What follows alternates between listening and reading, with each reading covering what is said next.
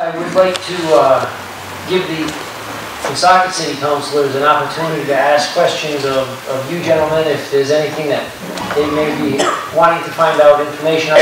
And I'd like to start just in the same orderly fashion as you did. If we could start with Councilman Connollyer, if you have any questions that you'd like to direct. Obviously, I would caution everyone to be careful. Information that might have been discussed in executive session has to remain in executive session. So if there's anything that you can ask direct questions, that would be great. Thank you, Council President. First of all, thank you folks. You keep thanking us, but we thank you, quite frankly, for coming out here on a rainy night and sharing your experiences and insights with us. So seriously, thank you very much. I do have a couple questions, a few comments.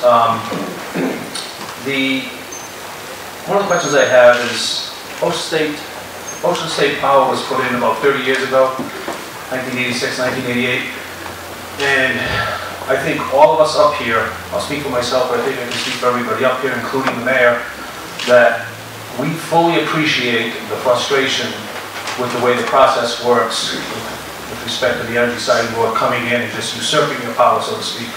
As you folks know, that happened to us. We had a budget commission that we were under for 3 years, and basically neutered the folks at this rostrum up here. So we understand how the state can sometimes act. So we share that frustration. But my question in relation to that do you know if any of the state reps or senators from the Burrillville delegation in the last 30 years have put in legislation to try to change the enabling legislation for the Energy Siting Board? I know there was something done in the last 6 to 8 months, but in the last 30 years, has there been any any effort to address that? Other than this past year's efforts, no. But I'm sure you guys probably do too. We traditionally meet with our delegation probably February-ish and request certain pieces of legislation that are put into the town. And that's going to be part of that discussion for sure. Because the siting process needs to be updated for the good of the whole state. Councilman, if I may. Part of that also is you really don't know how bad it is until you actually look at it. I mean, to be perfectly frank, it was 30 years ago.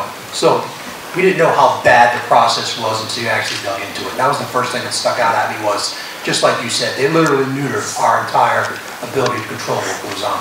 So now that we've got eyes on it, it's definitely something that we're looking at to have addressed. Thank you. Couple more, Council President, I'll wrap up.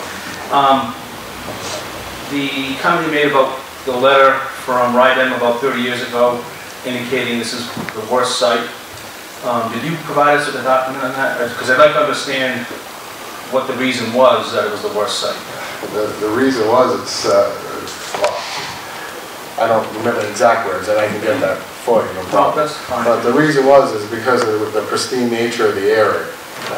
I mean, it is really something sweet. I mean, Long Lake and where Zamorano Hospital is, and Wilson Reservoir. It is George Washington Pulaski Park. And I don't know if you've been up there at the Boy Scout camp. I mean, Buck Hill is. I mean, there are times I've been up at Buck Hill in the middle of the night in a kayak in Wakefield Pond, and you feel like you're in the middle of northern Canada. There's no, you see every star in the sky. You know, that's all going to go away. Since that time, Rhode Island has made an investment.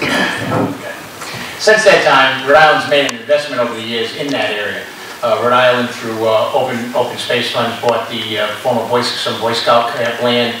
The Burrillville Land Trust has bought various properties up there. Because of the nature of it, they're trying to secure as much of it as possible to put away for open space use, and that's continued for the last 30 years. Thank you. Is it my understanding that the Pascoag Water District and the other district, Harrisville, had at one point entered into a tentative agreement with Invenergy? Harrisville never did. Pascoag had a tentative agreement. Mr. Trank spoke about the poison well we had in Pascoag. Yeah.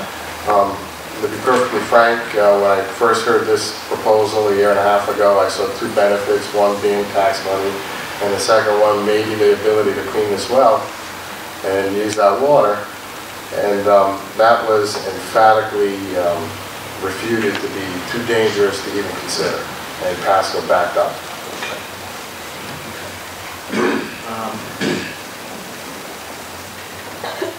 That's it for now.